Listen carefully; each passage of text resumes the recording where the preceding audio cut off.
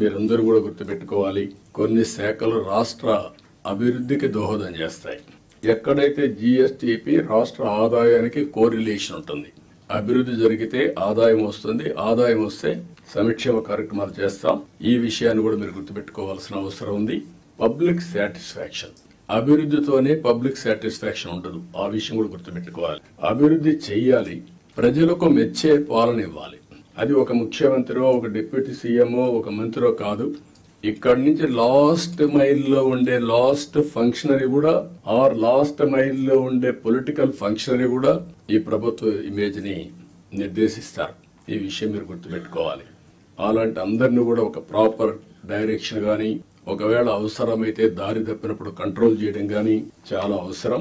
అందుకని మీ అందరినీ, అది కూడా రాబోయే రోజుల్లో మనందరి బాధ్యత యాజ్ ఎ లీడర్, నా రెస్పాన్సిబిలిటీ అందరి పర్ఫార్మెన్స్ అనలైజ్ చేసుకుని రైట్ మ్యాన్ రైట్ పొజిషన్ లో పెట్టి తద్వారా మెరుగైన పాలన ప్రజలకు అందించడం ఒక చీఫ్ మినిస్టర్ గా, ఒక డిప్యూటీ చీఫ్ మినిస్టర్ గా మా బాధ్యత.